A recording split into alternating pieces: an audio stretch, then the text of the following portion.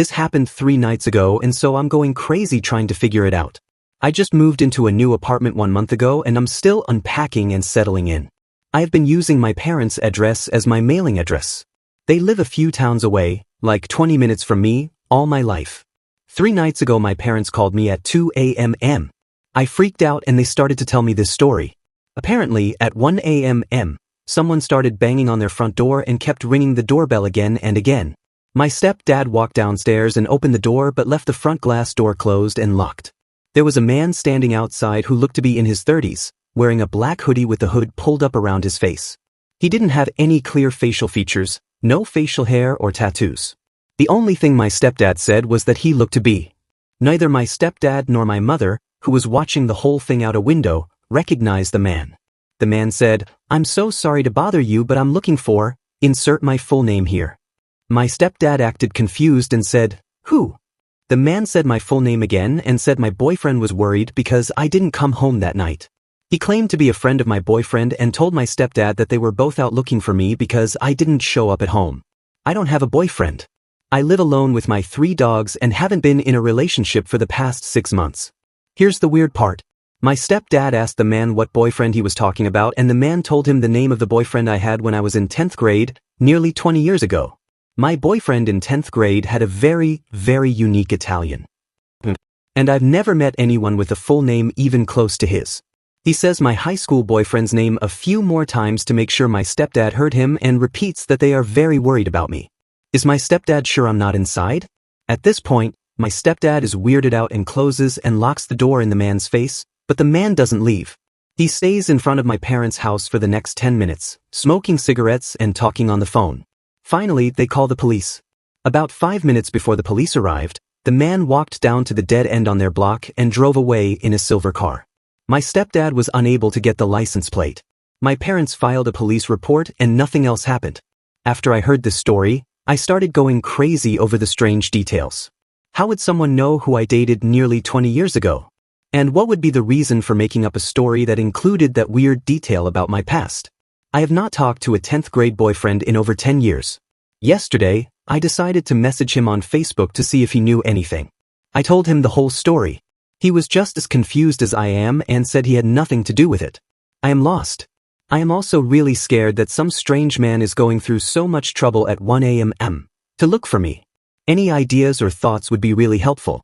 No, nothing else has happened since then. Alright, so 1 year later, I finally have an update to this mystery. My stepsister, my stepdad's daughter, and her fiancé were at a house party right after the holidays, around early January this year. While they were there, they started talking to a girl they didn't know.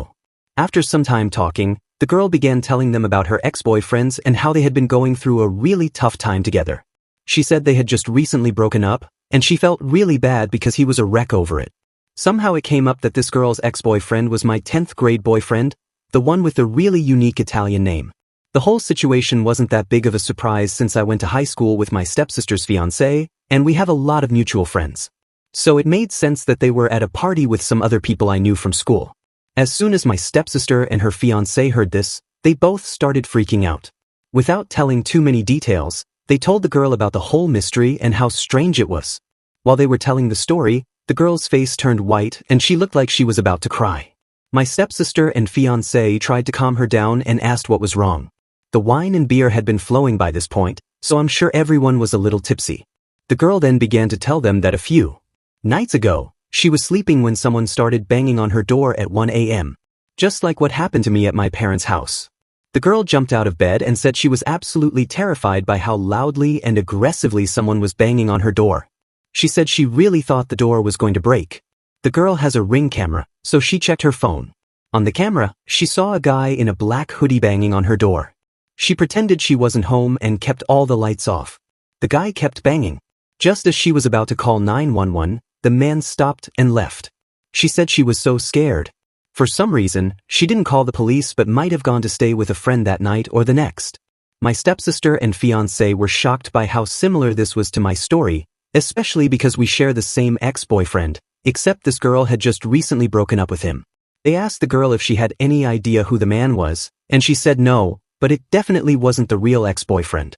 She said this guy was much taller and heavier than our shared ex. How weird is that? This mystery is still unsolved, and these new details just make my head spin even more. No one else has come to my parents' door since the original incident a year ago. Last Friday night, I, a 17-year-old male, was home alone with my family except my sister, who was 21 and working at a cabin a few kilometers away. I'm used to being home alone since this happens a lot in the summer, especially when I'm working and can't travel back and forth from the cabin. I'm not usually nervous or scared when I'm alone. I'm used to the odd creaks and sounds of our old house. That night, I felt especially safe because my sister's dog was with me. Most noises could be blamed on him, and if anything weird happened, he would act like a guard dog and alert me. However, he's also the kind of dog that barks at any noise or person passing by the door or windows. So, I'm used to hearing him bark or growl at night. But this past Friday, almost at midnight, his barking was different. The barking was disconcerting, to say the least. Even though I'm used to being home alone, the idea of a break-in or some unwanted person at midnight still terrifies me. I let Bosco bark for a few seconds, telling myself it was just someone walking past the glass door by the alley, and that he'd quiet down once they passed. But that didn't happen. He kept barking and growling for way too long. Finally, I got out of bed. I slept in the basement and walked upstairs to check things out. As I expected, Bosco was standing alert at the glass door. I felt a bit better, until I got closer and saw the door was open about 2 or 3 inches. I froze. I had let Bosco out earlier that night, but I was sure I closed the door afterward. I've never left this door open. I'm a very paranoid person with bad anxiety, especially about break-ins, so there's no way I forgot to close it. I'm 100% certain. But at the time, I didn't want to let myself think about that. I knew if I did, I might spiral into an anxiety attack. So instead, I told myself I must have closed it somehow. I quickly closed and locked the door, double-checking it was secure.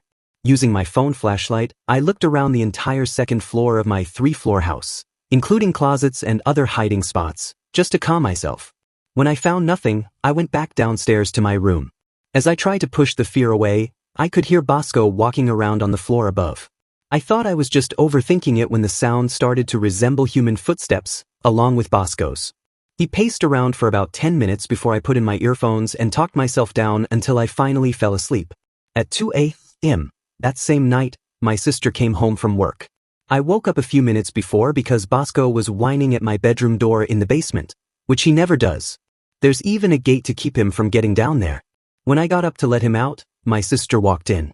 We decided to let him out the front door instead of the glass patio door, letting him in the same way. We talked for a while before I went back downstairs and she went to the bathroom.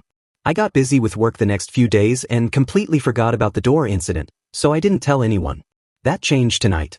My sister and mom were home for a movie night, while my dad and brother stayed at the cabin.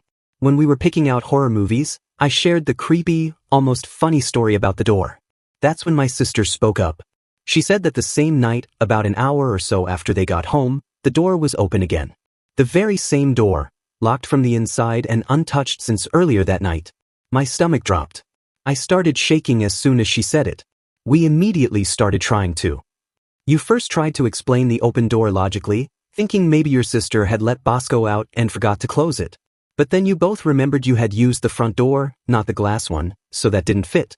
You then tried to imagine a reason why someone would break in, stay hidden for hours without stealing anything, and quietly slip out afterward. The scary possibility hit you. Someone might have been locked inside the house with you. You went upstairs to check, unknowingly forcing that person to hide on the second floor, while the house seemed empty to anyone outside. The intruder was trapped upstairs, knowing there was a dog that barked at any noise or stranger, making it dangerous to reveal themselves. Then, when you were downstairs in the basement and your sister was in the bathroom, the intruder ran out through the glass door, which was mysteriously open wider than before, as if they hurried to escape. Maybe they left the door open the first time to have a quick exit or to avoid the loud noise the door makes when it slams shut. It all fits together too well to ignore. Even if nothing was stolen, your town has a history of break-ins, vandalism, and trespassing, so it's not as unlikely as it might seem if you lived in a bigger city. It's natural to feel shaken. You did what you could to stay safe, but the unknown presence is still very scary. Thank you for sharing this. It's clear you've been through some really intense and scary experiences. The feeling of someone possibly being in your house while you were asleep is terrifying, and when paired with memories of a past relationship that became unhealthy and erratic, it makes everything feel even more overwhelming.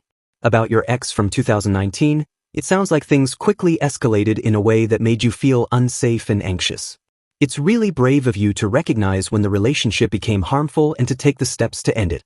Your feelings of fear and unease in both situations make a lot of sense given what you've been through. If you want, we can talk about ways to help you feel safer now, whether it's practical home security tips, strategies for managing anxiety, or ways to rebuild trust in your sense of safety and control. Would you like help with any of those? Or maybe just a space to talk through your feelings? Nearest coffee shop to call an Uber. It was fairly late at night, so I walked as fast as I could, hoping he wouldn't follow me. When I made it to the stop, I noticed I had several missed calls from him. When I made it home that night, I blocked him on all social media and decided to never contact him again. I'm fairly familiar with the dynamic of toxic relationships, and I knew that if he could talk to me that way completely unprompted, it was likely that he was capable of much more. About a week goes by. As I start to settle my emotions a bit, I decide to confide in a friend who had never met the guy about what happened. Feeling completely embarrassed, a few nights later I received a text from the same friend. It was a screenshot of an Instagram DM from someone she didn't follow, my now ex. I said something to the effect of, "Hey, I'm so sorry we're having to meet like this, but redacted is ignoring me and I need to talk to her." My heart sank. I decided to message all of my friends separately and let them know what happened just in case. Later that week I started receiving several DMs from various accounts, all without profile pictures or posts. Eventually I gave in and responded to one asserting that the relationship was over, that I didn't want to hear from him again. I blocked the accounts immediately afterwards. As time went on without hearing a word in weeks, I figured I had reached the end of the situation until one morning while I walked to my car, I noticed something dangling around the handle of my car door. It was a necklace I had gave him. He had only picked me up once from my house before. Thought of him driving to my house about a half hour from his place earlier that night freaked me out. I was shaking up for a while. It was by no means an expensive necklace and I had the exact same one, but I kept pushing it. I thought maybe it was his way of acknowledging that we were done. 2 months later, I was working my job at a small boutique near my house. I was used to answering the phone several times a day, so when the phone rang I thought nothing of it, but when I picked up I immediately recognized his voice. He started rambling about wanting a sweatshirt back, but I hung up before he could finish. That was the last time I would ever tell someone I was dating. Where I worked, I was completely losing it at this point, especially considering he never called me at work while we were together. I don't even know how he knew I was working at that day or time. I told my sister the situation and she, being very protective, decided to message him herself. She told him to leave me alone and even offered to give him back the sweatshirt for me. He refused and insisted on meeting up with me in person to get it. When it became abundantly clear that he didn't actually want to sweat her back, she threatened him with the PO, to which he never responded. That was the last time I heard from him. I want to hear everyone's thoughts on this. I've been checking my area's Craigslist, and lo and behold, I saw a really weird post in my area in the missing connection section. The post said, "Your mother is in Hawaii," which on my Facebook I have a profile pic of me in Hawaii with a Hawaii hat. Then the post said, "Your birthday is blank on the blank," which of course was my birthday. Then the post said, "This is your big sister." I'm very confused. Am I crazy? Is this just a coincidence? Is the big sister the accomplice? Did they hack my Wi-Fi? I mentioned down in the comments that I changed my Wi-Fi password because there were 2 unknown devices connected. What the hell is going on? It all started when I moved into our new house and started up a gym membership. I'm 5 feet 3 inches and look pretty young for my age. Somebody the other day knocked and asked if my mother was home. Cringe, so I look like a little girl, I'm told. So one night at the gym I see this weird guy staring at me and sort of following me around. He looked crazy, like a shell-shocked soldier who was a very socially awkward, quiet, smart-looking kind of guy. He had a huge build too, probably like 6 feet 4 inches and a bodybuilder type. So then he eventually passed by the machine I was on and looked directly at me, almost like he was trying to read me. It was like a deer in the headlights. My gut just told me I was in trouble, so I get up and head for the lockers, and no surprise, he headed for the men's. I made myself literally sit in that locker room for 20 minutes to make sure that we would not leave. At the same time I peer out of the locker room, don't see him, and start heading for the exit. This guy literally pops out of nowhere and heads out behind me. This point I'm now accepting the challenge. Stupid, I know. I slow down and stare at him with the most serious deadlock stare I can muster up. He walks to his car and I walk to mine, staring at each other the entire time. I stand there in front of my car and stare, and he slides into his car. He then lowers his head and gives me the most bone-chilling evil stare anyone had ever given me. Kind of made me chuckle. I waited for him to drive off, so then I figured I lost him and started driving home. I live in a very small town with neighborhoods with dead-end cul-de-sacs, so right before I turn to my neighborhood this SUV drives up behind me on my tail, all aggressively. I know he followed me home after that, but I have no idea how he was so stealthy. I'm pretty sure this guy is ex-military just by his demeanor. Age 36.